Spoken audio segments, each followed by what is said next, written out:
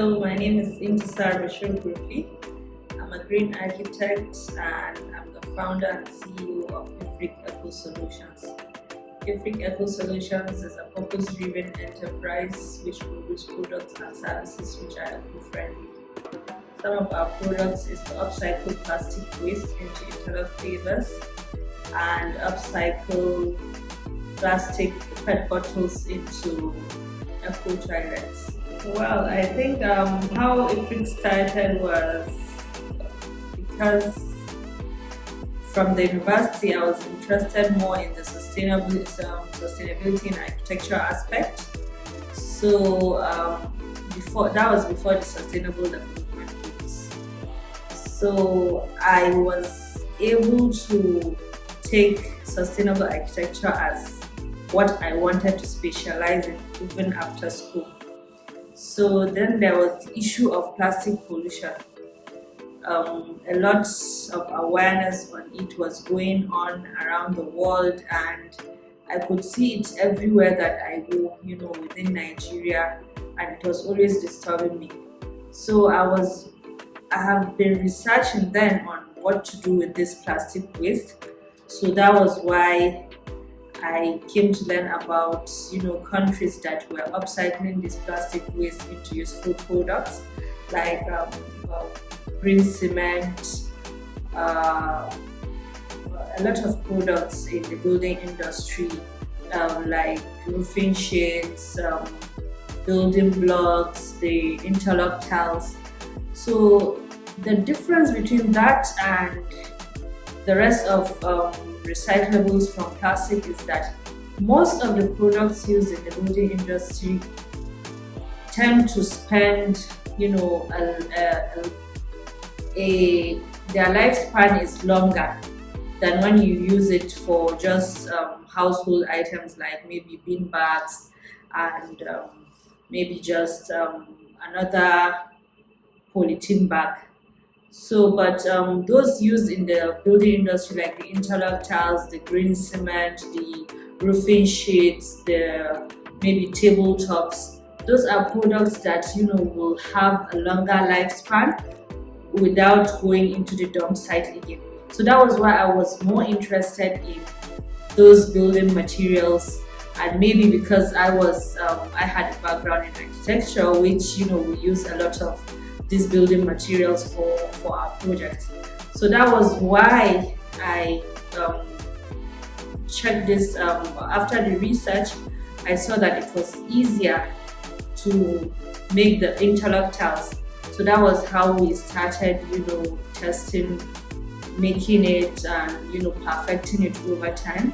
And alhamdulillah, now it's something that is already in the market. So, but it's just the tip of the iceberg, but there are a lot of other things that could be done with it. So, but we just started with the little we can with the funding we had. So I think there hasn't been much before in this industry, but now people are beginning to be interested in the industry.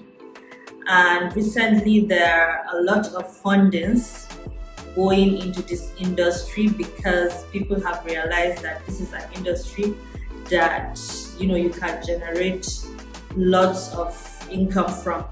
Like recently there was a Nigerian who received $4 million for plastic recycling in Lagos, and there's a lady from Kenya who received $500,000 for upcycling of plastic waste into interlock tiles too. So before now, it was an industry that was like low key, and so many people were seeing it as trash, not really something big or something you can make money from. But people are now beginning to realize that it's something worth of investment, and it's something that when you invest, you hope to get a lot of returns from it. So I think companies like ours who are into this plastic, um, this recycling business. It's a business that is,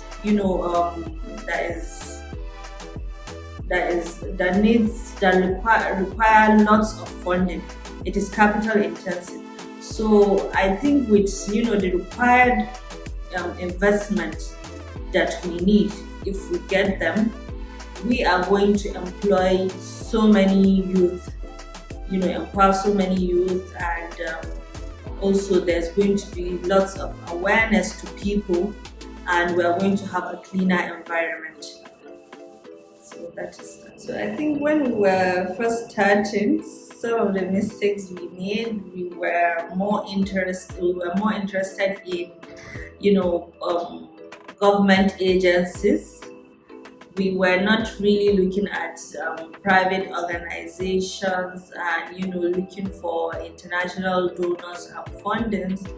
So it was afterwards that we realized that, but it's something that we are correcting now.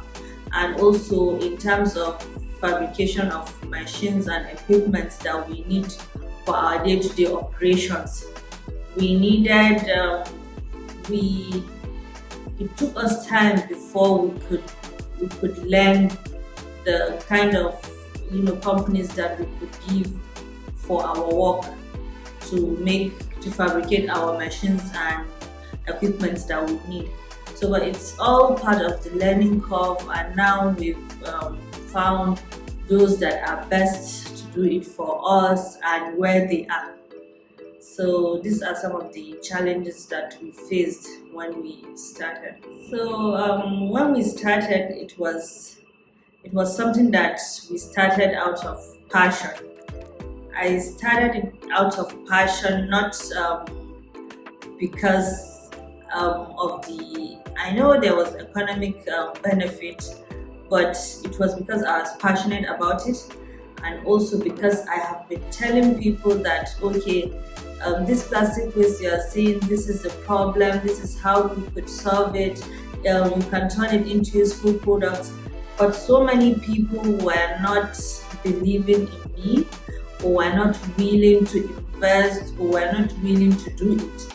I was, offering people that, okay, I could tell you how to make this and do it, for their own business, but people were not willing to do it. So and they said, seeing is believing. So I think that was what prompted me to start. So it was after starting and people saw it with their eyes that they believed, oh, so it's possible. So I think when we started with personal savings, and also maybe funds from, donations from family and friends. Then, because I think the only funding that we got was $1,000 from Fruitawave International for International Women's Day, then 500,000 naira from Ministry of Youth and Sports, the grant that we won. So, but apart from that, we have been, financing it on our own. So I think the advice I will give people that want to become entrepreneurs is that entrepreneurship is different from business.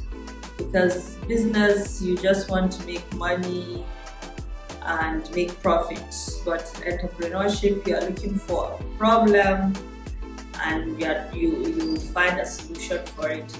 So in becoming an entrepreneur, you don't need to be in a rush. You should research very well on what is the problem in your immediate environment, and identify the problem and see how you could best solve it. It doesn't have to be something that everyone is doing, and it doesn't have to be, you shouldn't be afraid because no one is doing it. Because when I started this interlock business, I don't know of any Nigerian who was doing it on a business scale. but it didn't stop me from trying to do it. So you should just find a unique problem that, given that solution from you, is going to give a great impact. So it's not something that you rush. You need to find out about the market, the cons and pros of the business, the area you are, how people are going to accept it, what people really need, what is in the neighboring communities, what experiences from maybe people that have done it, even if it is not in this country. So, and stuff like that. You don't have to rush, and you have to understand the business first before you venture into it. Currently, Ifrique is a startup, and hopefully in few years to come, we hope for Ifrique to be one of the, when you talk about sustainability, we hope that it's going to be one of the leading sustainability solutions company in Africa. So that is our vision for Ifrique.